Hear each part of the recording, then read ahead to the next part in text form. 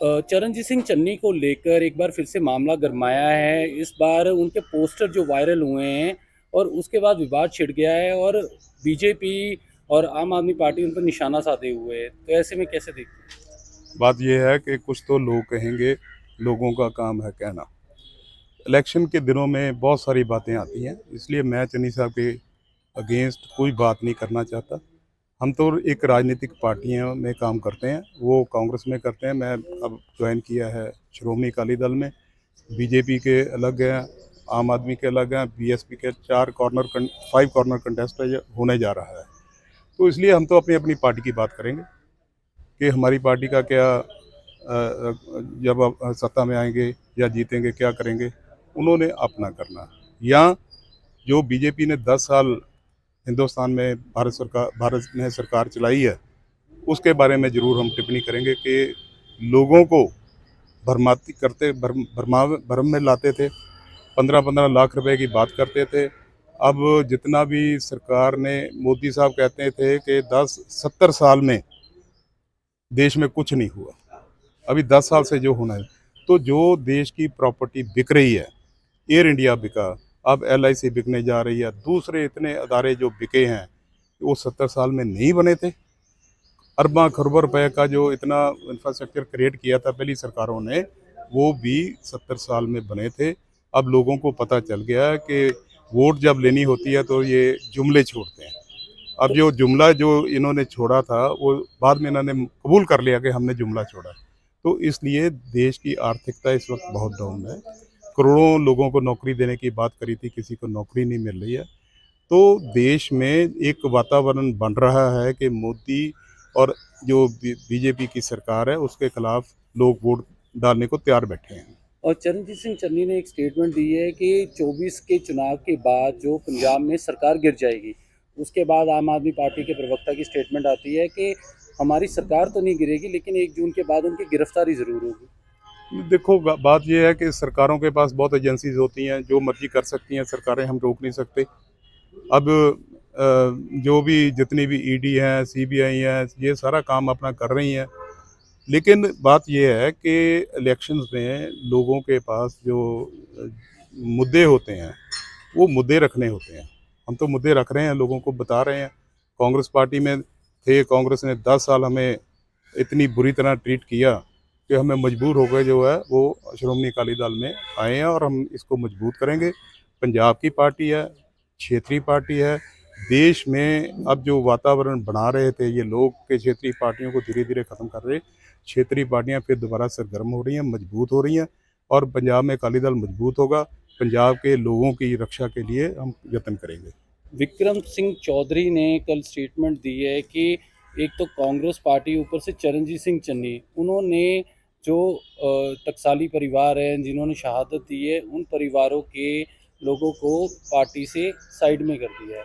तो कहते हैं उनको कोई हक नहीं, क्योंकि तो वो खुद ही आज़ाद जीते थे, उसके बाद वो कांग्रेस पार्टी में आए थे। हम तो पार्टी में लड़ते रहे हैं कि जिनका डीएनए कांग्रेस ही है, आप उनको रखो, उनको प्रमोट करो। लेकिन कांग्रेस ने जब ये फैसला कर लिया कि जो टकसाली परिवार हैं उनको हमने ख़राब करना है, उनको पीछे भेजना है, जो बाहर के लोगों को, बीएसपी के लोगों को इधर लाना है, दूसरे लोगों को लाना है, तो वो ला रही है। इसीलिए हमारे जैसे परिवार, जिन्हें हमारे पिताजी ने शहादत दी है, 70 साल हमने कांग्रेस में लगाए हैं। चौधरी संतोख सिंह जी ने 100 साल उनके परिवार ने लगाया है। हमारे चौधरी जगत राम जी थे, उन्होंने लगाया है। आज वो टकसाली कहाँ है? धीरे धीरे दूलो साहब है, संतोष चौधरी हैं, जितने पुराने परिवार जिन्होंने कांग्रेस को खड़ा किया, टेररिज्म के खिलाफ लड़े, आज उनको धीरे धीरे धीरे धीरे ख़त्म कर रहे हैं। और सबकी ये मेरे साथ उनका मेरे को आशीर्वाद है। बाकी जितने जिनको मैं नाम लिया है, और भी बहुत सारे परिवार हैं, उन्होंने कहा भाई तूने अच्छा किया, पहलकदमी की, कोई तो निकला बाहर इनके खिलाफ बोलने के लिए। विक्रम सिंह चौधरी भी बोल रहे हैं वो तो। विक्रम सिंह चौधरी से तो मैं पहले ही कह चुका हूं कि आप, डिसिप्लिनरी एक्शन कमेटी हर पार्टी की होती है। आप अगर उन्होंने कुछ किया तो उनको मौका देना चाहिए, उनको शो काज नोटिस दो। ये कोई लोकतंत्र में ये नहीं होता कि मुअत्तल कर दिया जी, फलाना कर दिया जी। किसी को मौका दो आप अपना स्पष्टीकरण देने का। ये अगर अगर एक बात है, किसी ने बात करी है मीडिया में कई बातें आ जाती हैं, कुछ तोड़ मरोड़ के भी आ जाती हैं। तो अगले को मौका दो, भाई तुम ये बात करी है तो अपना स्पष्टीकरण दे। लग रहा है कि कांग्रेस पार्टी उन पे फिर से एक एक्शन लेगी या उनको पार्टी से बाहर भी निकाल तो सकती है। पार्टी जाने जाने हमें क्या, वो तो पार्टी का अब एक्शन तो ले ही लिया उन्होंने, मुअत्तल कर दिया। नेक्स्ट कार्रवाई क्या होगी आप भी जानते हैं, मैं भी जानता हूँ।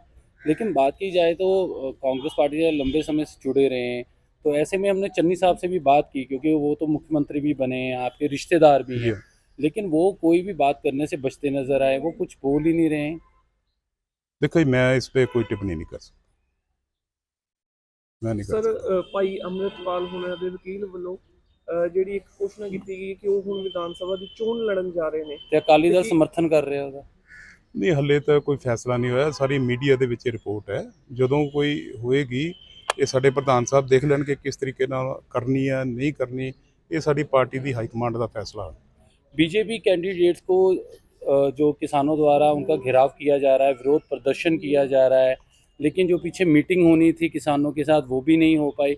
उल्टा सुनील जाखड़ ने कहा कि किसान जो डिसिप्लिन में नहीं रहते हैं, तो ऐसे में लग रहा है कि इनको बीजेपी को पंजाब में जो इस बार चुनावों में दिक्कतें होंगी। 13 महीने पंजाब के किसान शंभू बॉर्डर पे, टिकरी बॉर्डर पे बैठे रहे। सारा सीजन उन्होंने देखा, एक्सट्रीम सर्दी देखी, एक्सट्रीम गर्मी देखी, एक्सट्रीम बारिश देखी, लेकिन किसी ने उनको कोई पूछा नहीं।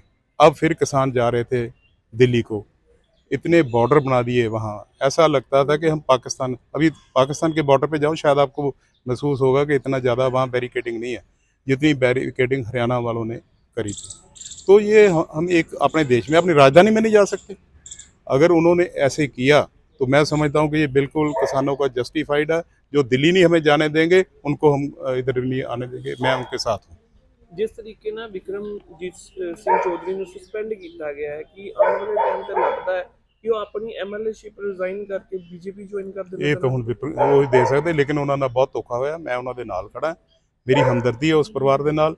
ਚੌਧਰੀ ਸਾਹਿਬ ਨੇ ਰਾਹੁਲ ਗਾਂਧੀ ਦੀ ਰੈਲੀ ਦੇ ਵਿੱਚ ਆਪਣੀ ਸ਼ਹਾਦਤ ਦਿੱਤੀ, ਉਹਨਾਂ ਦੀ ਡੈਥ ਹੋਈ ਆ। ਇਦਾਂ ਦੇ ਪਰਿਵਾਰਾਂ ਨੂੰ ਇਗਨੋਰ ਕਰਨਾ ਕਾਂਗਰਸ ਨੂੰ ਬੜਾ ਮਹਿੰਗਾ ਪਏਗਾ। ਤੇ ਤੁਸੀਂ ਵੀ ਨਾਰਾਜ਼ ਨਜ਼ਰ ਆਏ ਸੀਗੇ ਜੀ ਪਿੱਛੇ। ਨਹੀਂ ਦੇਖੋ, ਮੈਂ ਤੇ ਨਾਰਾਜ਼ ਇਸ ਕਰਕੇ ਹੁੰਦਾ ਹਰ ਇੱਕ ਨੂੰ ਜਦੋਂ टिकट कोई मांगता है, अगर ना दे तो थोड़ी बहुत ही होती है, लेकिन मैं कोई विरोधता नहीं करी थी, मैं पार्टी के साथ चला था।